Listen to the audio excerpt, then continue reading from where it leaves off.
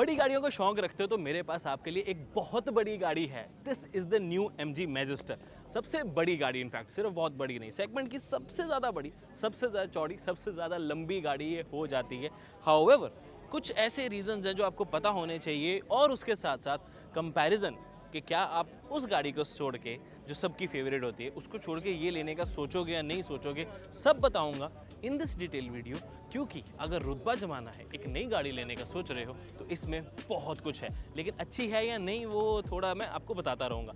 लेकिन हाँ, हम हैं कार गाइड, आपसे कुछ नहीं करते हाइड, तो उसके लिए सब्सक्राइब जरूर करके रख लो। चलो MG मैजिस्टर से शुरू करते हैं। देखो प्राइस अभी नहीं आई है, और जो फ्रंट साइड बैक है ये ना मोस्टली आपने देख लिया है, तो थोड़ी थोड़ी फोटोज वीडियोस अभी लगा दी, उसको एक्सप्लेन बाद में करेंगे। पहले इंटीरियर डिस्कस करते हैं, आ जाओ।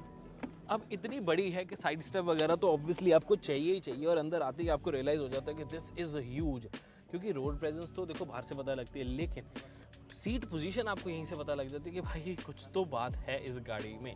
वो फील ज़रूर आपको डेफिनेटली मिलने वाली। हाउएवर जेन्युइनली बताओ, मेरा फर्स्ट ओपिनियन, फोटोज़ वीडियोज़ भी जब देखी और एक्चुअल में देखी, मैं बहुत ज़्यादा इंप्रेस नहीं हो पा रहा। ब्लैक इंटीरियर्स हैं, कुछ कलर्स की थोड़ी मिसिंग है, लग्जरीनेस जो है वो फील नहीं होती है। इससे ज़्यादा लग्जरी तो मुझे ग्लॉस्टर लगती थी, टू बी वेरी ऑनेस्ट, जो हम अंदर आराम से देखते हैं। हाँ, फीचर ज़रूर अपग्रेड हो गया, बहुत बड़ी स्क्रीन आपको मिल जाती है, सामने भी डिजिटल क्लस्टर है, सब इन्फॉर्मेशन यहाँ पर रहती है। चाबी जो है वो तो अभी यहाँ नहीं है, ये अलग अलग चीज़ें हैं इसकी। चाबी होती तो मैं आपको ज़रूर दिखा देता, बट वो अवेलेबल नहीं है। बट कोई बात नहीं, द मेन थिंग इज़ कि बहुत सारी चीज़ें आपको मिलती हैं, जैसे कि ऑफ कोर्स ये सीट्स पावर्ड हैं, 12 वे ड्राइवर सीट आपको मिले, वेंटिलेटर मिले, मसाज ऑप्शन भी मिल जाती है, मल्टीपल तरीके से आप इस सीट को यूज़ कर सकते हैं। बट बात तो ये है, जब आप ये गाड़ी परचेज करते हो तो मोस्ट केसेस में आप पीछे बैठने वाले हो, तो पीछे वालों के लिए सारे फीचर्स नहीं है। उसके अलावा ऑफ कोर्स पैडल शिफ्टर्स हैं, क्रूज कंट्रोल, ADAS लेवल 2 के फंक्शंस, मतलब जो बेसिक चीज़ें होती है वही ना इस गाड़ी में ना, वो स्पेशल फील अभी तक मुझे नहीं आ पाई। बड़ी screen, Android Auto, Apple CarPlay, wireless connectivity, iSmart के 75 connected features, auto dimming, IRVM, LED lights, बड़ी पैनोरामिक सनरूफ, यहाँ पर बूट का मोड दिया हुआ है चेंज करने के लिए, कि हाइट होगी मेरे ख्याल से चेंज करने के लिए, और ऑफ कोर्स वायरलेस चार्जर ज़रूर आपको दो मिल जाते हैं। इलेक्ट्रिक पार्किंग ब्रेक है, यहाँ पर भी आपको AC कंट्रोल्स ऑफर किए गए हैं। ये अच्छी बात है कि फिजिकल भी काफ़ी बटन्स रखे गए हैं। Of course rain sensing wipers, automatic headlamp setup, proper grab rails, ये ऊपर वाला भी फोल्डेड इस तरीके से, दिस इज़ क्वाइट यूनिक, ये कुछ नया देखने को मिला अपने को। इधर तो प्रॉपर आपको मिलेंगे। एंड अब मेजर चीज़ जो SUV इसको कहलाती है, आपको ऑफ रोड कैपेबिलिटीज़ काफ़ी अच्छी मिल जाती हैं। यहाँ पर थोड़ी सी डेमो भी कंपनी ने करके दिखाया, हम अभी ड्राइव करेंगे तो आपको एक्सपीरियंस शेयर कर देंगे। बट उसके अलावा सी ट्रिपल डिफरेंशियल लॉक है, फ्रंट एक्सल, सेंटर में और पीछे भी। दैट इज़ न्यू क्या, यूनिक और फर्स्ट इन सेगमेंट भी बोल सकते हैं, जिसमें आपको अलग अलग ऑफ रोड कैपेबिलिटीज़, 4 हाई 4 लो जो है वो डिफरेंशियल लॉक की वजह से होता है। मोड नहीं आपके पास आता, जैसे ये वाला जो वेरिएंट है, दिस इज़ नॉट 4x4, ये 4x2 वेरिएंट ही है। इसमें आपको डबल स्टोरेज मिल जाती है, नहीं तो अगर आप 4x4 लेते हो तो यहाँ पर आपको उसके कंट्रोल्स भी मिल जाते। This is 4x2, 3 variants available होंगे, तीनों की फोटो के लिए यहाँ लगा देता हूँ। अब आपकी रिक्वायरमेंट के ऊपर डिपेंड करता है। डेफिनेटली 4x2 और 4x4 में प्राइस का बहुत ज़्यादा डिफरेंस होने वाला है। तो अगर तो सिर्फ आपको एक बड़ी गाड़ी चाहिए, फील बड़ी लेनी है, माइलेज कंपैरेटिवली ठीक चाहिए, वैसे तो कमी आएगी इसके 2 litre turbo, twin turbo diesel engine से, फिर बहुत ज़्यादा माइलेज तो नहीं आने वाली। बट हाँ, इसका क्योंकि टैंक बड़ा होता है तो एक बार भराओ और लंबा जाओ, 800 किलोमीटर 900 किलोमीटर तक चली जाती है। हम उसको खुद ग्लॉस्टर को ड्राइव किया हुआ है, तो मैजिस्टर का भी एक आइडिया लगा हुआ है। अब किसको लेनी चाहिए किसको नहीं, थोड़ा सा वो रुक के बताता हूँ। पहले रियर सीट देख लेते हैं कि कितनी स्पेस है। सेकंड रो बड़ा अनकंफर्टेबल है यार, अंदर बैठते रियलाइज हो गया, नीज आपके काफ़ी रेज हो गए, तो अंडर थाई सपोर्ट तो भूल जाओ इस लग्जरी प्रीमियम SUV में। तो अंडर थाई सपोर्ट तो नहीं है, बिकॉज जो नीचे आपको फ्लोर है ना वो बहुत ज़्यादा ऊपर हुआ है। हालांकि ये अभी 4x2 ही है, 4x4 वेरिएंट नहीं है ये। फ्लैट फ्लोर ज़रूर मिल जाता है, but this is very uncomfortable. मैं इसके ऑनेस्टली पीछे बैठना चाहूँगा नहीं उतना। फीचर्स वाइज हैं, लेकिन सीट्स की क्वालिटी भी अच्छी है। बट अगर आप देखेंगे तो अंडर थाई सपोर्ट तो बिल्कुल भी नहीं है, पैर आगे रख दूँ तब भी नहीं मुझे मिल पा रहा। सीट्स की जो साइज़ है दैट इज़ वेरी स्मॉल।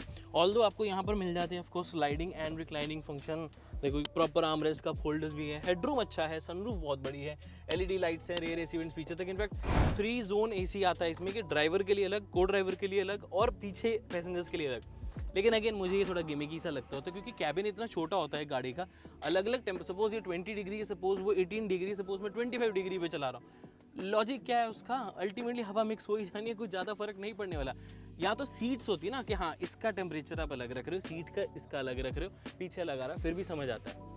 तो जैसे वॉल्यूम है, अब जो स्पीकर है मैंने उसकी वॉल्यूम कम रखी, इसकी ज़्यादा रखी हुई है, कितने डिफरेंस कर लेंगे ना।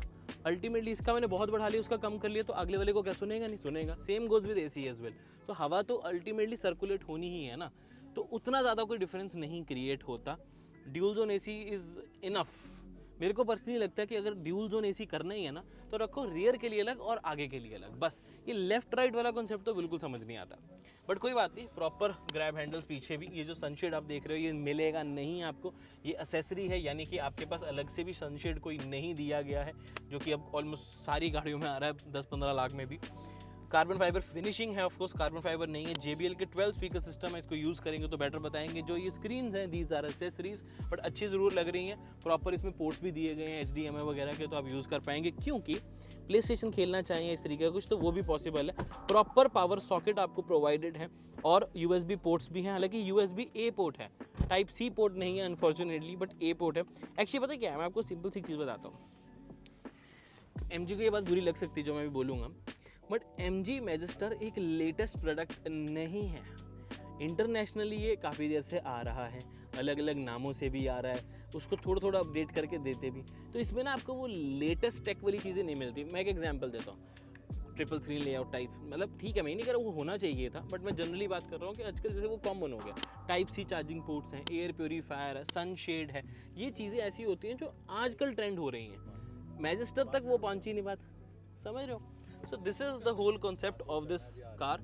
रिक्लाइनिंग सीट्स भी ऑफ कोर्स आपको यहाँ मिल जाती है। सेकंड रो का आप रिक्लाइन तो ऑब्वियसली कर सकते हो, तभी थर्ड में भी जाओगे, बट आप कंफर्ट बढ़ाने के लिए भी ऑप्शन है आपके पास।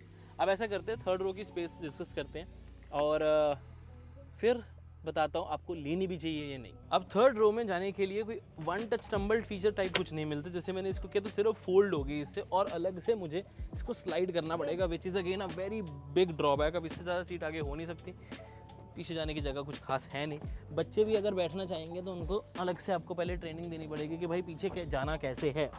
सो प्रैक्टिकलिटी पॉइंट थर्ड रो में जाने के लिए 0। कोई बात नहीं, पीछे चलते हैं, बैठते हैं, समझते हैं। ओह स्पेस लेकिन सही है। नी रूम आपको काफ़ी अच्छा मिल जाता है। अंडर थाई सपोर्ट तो मैं एक्सपेक्ट भी नहीं कर रहा था, बिकॉज थर्ड रो में कम ही मिलता है, बट आपको नी रूम तो काफ़ी सही मिल रहा है। स्पेस भी ठीक है, 2 लोग ईजिली बैठ जाएंगे। विड्थ काफ़ी ज़्यादा है, इनफैक्ट कभी ज़रूरत पड़े, मैं कहूँ कभी ज़रूरत ना पड़े, लेकिन अगर पड़े तो 3 भी बैठ जाओगे पीछे। विड्थ इतनी स्पेस है, थोड़ा टाइट होगे बट बैठा पॉसिबल है। LED light, AC went, airbag पूरा पीछे तक आता हो। स्पीकर जो है वो आपको पीछे भी मिल जाता है, क्योंकि टोटल 12 स्पीकर्स मिलते हैं। ऑफ कोर्स ये वाली जो सीट्स पे उस पर एडजस्टेबल हेडरेस्ट मिल जाता है। इन सीट्स को आप थोड़ा सा रिक्लाइन भी कर सकते हो। Let me just check and confirm. हाँ ये 90 डिग्री हो गया बिल्कुल, ताकि आप बड़े बैग्स रखना चाहो तो रख सको। बूट स्पेस भी दिखाऊंगा अभी आपको। और ये पूरा रिक्लाइन हो गया, जिसमें आप थोड़ा कंफर्ट ऐड कर सकते हो। ऑफ कोर्स आपको यहाँ पर मिल जाते हैं AC वेंट्स और कप होल्डर्स। हाउएवर चार्जिंग के लिए कुछ नहीं है, ज़रूर ध्यान रखें। अगेन जैसे मैंने बताया 2-3 साल पुरानी गाड़ी है ये, लॉन्च बस इंडिया में लेट हो रही है। ऑफ कोर्स आपको पावर टेलगेट मिलता है, जो कि जेस्चर कंट्रोल के साथ भी आता है, बट उसके लिए की आपकी पॉकेट में होनी चाहिए, अभी वो आगे है। ड्यूल टिप एग्जॉस्ट वगैरह ये सब एसेसरी बेस्ड ही रहने वाला है। बेसिक आपको कुछ बूट स्पेस मिल जाती है, बहुत ज़्यादा नहीं है, काफ़ी कम है, बट अगेन अगर आप इन सीट्स को 90 डिग्री फोल्ड कर दोगे, कंफर्ट कॉम्प्रोमाइज़ करोगे, 2 बड़े बैग्स आएंगे, नहीं करोगे तो छोटे बैग्स ही आ पाएंगे। ठीक है बूट स्पेस कोई बहुत ज़्यादा नहीं, इससे ज़्यादा तो वैसे क्लैविस वगैरह में आ जाती है। एक हेलोजन लैंप इधर है, पीछे छोटे हुक्स दिए गए हैं, पार्सल ट्रे अगर लगाना चाहे लगा सकते हैं, बट लगाने के लिए इन सीट्स को कम्प्लीटली आपको फोल्ड करना पड़ेगा। फोल्ड करने के बाद तो बूट स्पेस बहुत ज़्यादा हो जाती है। 1350 लीटर्स की मैसिव बूट स्पेस आपको मिल जाती है, लेकिन अगेन जब आप इस गाड़ी को ऐसा 5 सीटर यूज़ करोगे तब आपको ये स्पेस मिलेगी फ्लैट फ्लोर के साथ। ये जो मैट है ये भी एसेसरी है। कंपनी ने ज़्यादा एसेसराइज्ड गाड़ियाँ यहाँ खड़ी करी हैं, इसलिए थोड़ी कन्फ्यूजन हो सकती है आपको, बट नॉन एसेसराइज जो वर्जन है वो ज़्यादा ऑफ रोड कैपेबिलिटी के लिए उन्होंने रखे हुए हैं।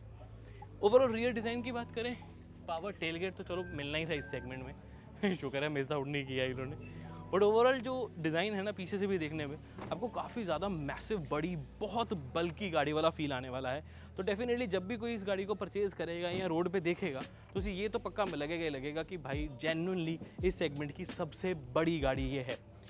इंडिकेटर्स सिक्वेंशियल हैं, LED ऑफ कोर्स यहाँ पर दिए गए हैं, जो कि थोड़े डिफरेंट डिज़ाइन के, बार नहीं है, छोटे छोटे डॉट्स हैं। नीचे भी आपको reflectors, brake lights, LED tail lamps, reverse camera, of course 360 degree camera मिलता है। Defogger, wiper washer, high stop lamp, basic चीज़ें सब मिलेंगी। एंड ऑफ कोर्स आपको यहाँ पर रिवर्स पार्किंग सेंसर्स भी मिल जाते हैं जो कि गवर्नमेंट की तरफ से कंपलसरी भी हैं हर गाड़ी के लिए। रही बात इसके साइड प्रोफाइल की, तो 19 इंचेस के अलॉय व्हील्स के साथ आपको ये डिज़ाइन दिया जाता है जो कि ड्यूल शेड में है।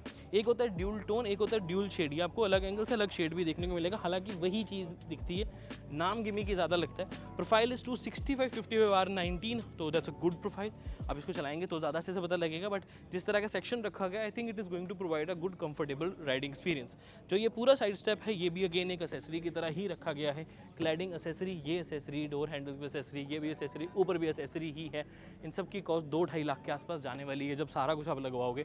बट अगेन प्राइसिंग अभी एक एस्टिमेट है, ये जब लॉन्च हो जाएगी तब आपको ज़्यादा अच्छे से बता पाएंगे।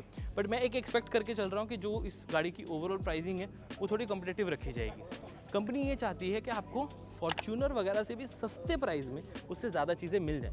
अब बात ये आती है कि ऑफ रोड कैपेबिलिटीज़ तो ब्रांड ने बहुत दे दी, लेकिन क्या जेन्युइनली आपको ऑफ रोड कैपेबिलिटीज़ के लिए इस साइज़ की गाड़ी चाहिए, या फिर वो एक दिखाने के लिए? नीचे कमेंट करके अपना ओपिनियन ज़रूर बता देना। ओवरऑल गाड़ी का लुक मेजरली अपनी डिज़ाइन की वजह से बहुत औसम है, पहली अच्छी चीज़। दूसरी चीज़ हो जाती है इसकी of road capabilities ultimate level की हैं। तीसरी अच्छी चीज़ हो जाती है कि आपको MG की तरफ से रिलायबिलिटी और फीचर्स बहुत ज़्यादा मिल जाते हैं, चाहे वो ADAS 360 डिग्री कैमरा, प्रॉपर अंदर बड़ी स्क्रीन वगैरह, ये जो कि कंपटीशन वगैरह में फीचर्स नहीं मिलते। चाहे वो स्पीकर सिस्टम हो, चाहे वो पैनोरामिक सनरूफ हो, और ऐसे तमाम बहुत सारे फीचर्स हैं, मसाज चेयर्स वगैरह भी मिल जाती हैं। तो ये इस गाड़ी की हाईलाइट है। लेकिन क्या आप प्रेफर करोगे? मैं पर्सनली कहूँगा यार, मुझे लगता है कि और स्कोप है, इससे भी बेटर गाड़ी में इस प्राइस रेंज में एक्सपेक्ट करता हूँ। This is what I personally believe. आपका क्या मानना है नीचे कमेंट करके ज़रूर बताएं। हालांकि आपके मन में भी आ रहा होगा इससे बेटर से मेरा क्या मानना है, जो थोड़ी ना इंटीरियर जिसका थोड़ा लग्जरी लगे, चाहे वो टैन इंटीरियर से हो, चाहे वो क्रीम इंटीरियर हो। स्क्रीन्स जो है उसका एक ये ज़्यादा वर्टिक मतलब हॉरिजॉन्टल ज़्यादा होने की वजह थोड़ी सी हाइट भी ज़्यादा होनी चाहिए ताकि यूज़र इंटरफेस कंपैरेटिवली बेटर रहे, और भी एक मॉडर्न, एक फ्यूचरिस्टिक आज की डेट वाली फील नहीं आ पा रही इस गाड़ी में। ये छोटी सी प्रॉब्लम है। व्हाट इज़ योर ओपिनियन नीचे कमेंट करके जरूर बताना। मैं मिलता हूँ आपसे अगली वीडियो में। Until then drive safe, take care, I love you guys, bye bye.